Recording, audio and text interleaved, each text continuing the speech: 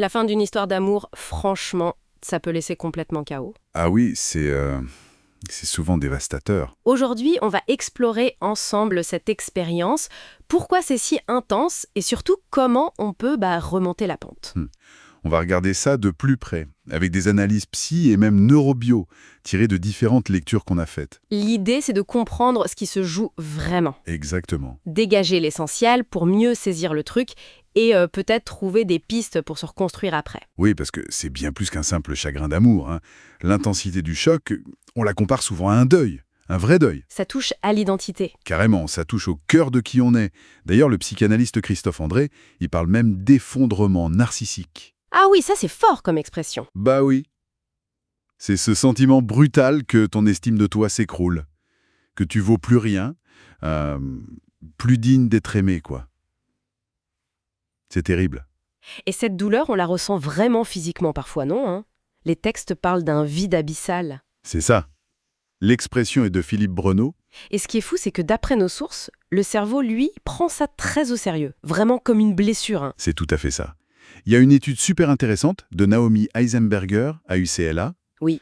Elle montre que le rejet amoureux active exactement les mêmes circuits dans le cerveau que la douleur physique. Ah ouais, quand même. Hein. Donc, quand on dit « ça fait mal »,« j'ai mal », c'est pas juste une image. Il y a une réalité neurologique derrière. C'est pas juste dans la tête. D'accord.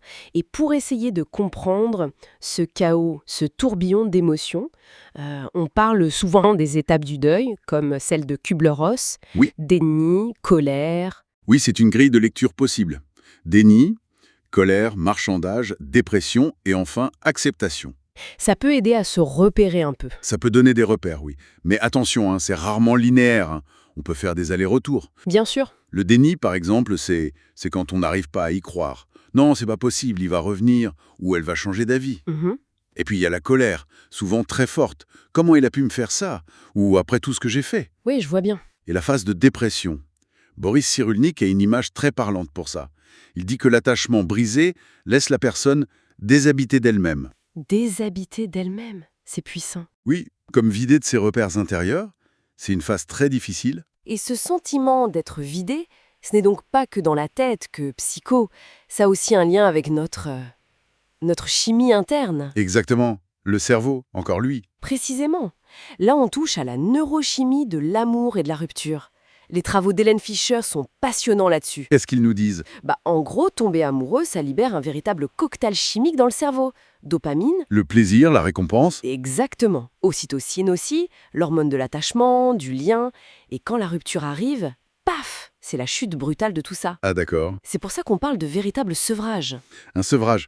Attends, comme pour une drogue, l'analogie est pas un peu forte? Elle est forte, mais elle est assez juste en fait.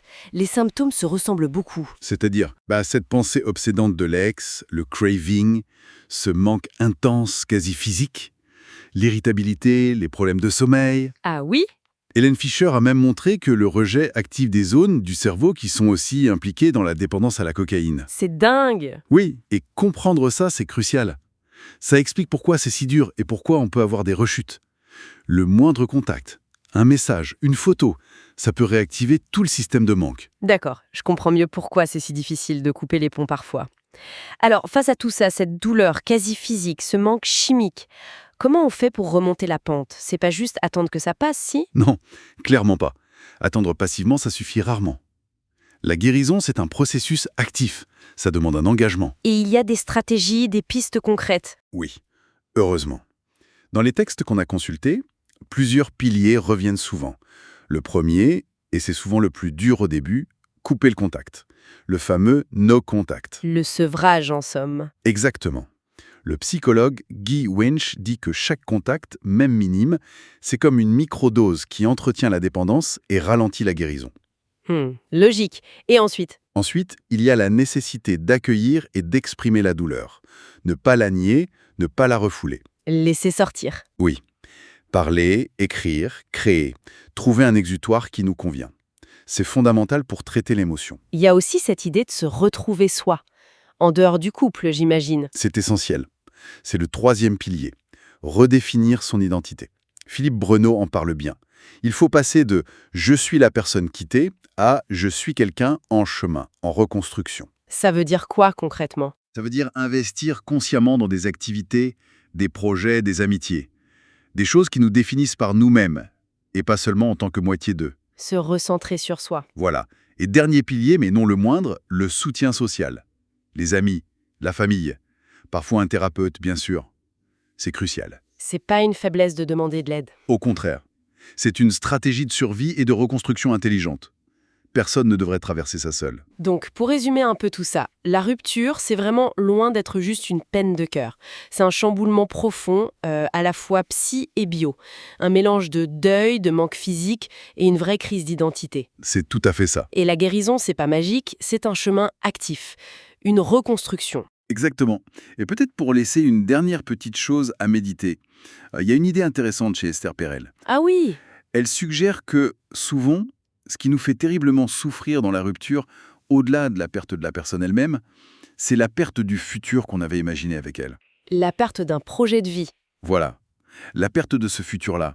Alors, une question qu'on pourrait se poser, c'est qu'est-ce que cette douleur spécifique, liée à la perte de ce futur imaginaire, nous révèle sur nos attentes profondes, sur nos désirs cachés par rapport à l'amour, à la vie à deux? C'est une question très personnelle, ça. Très personnel, oui. Et la réponse, elle appartient à chacun.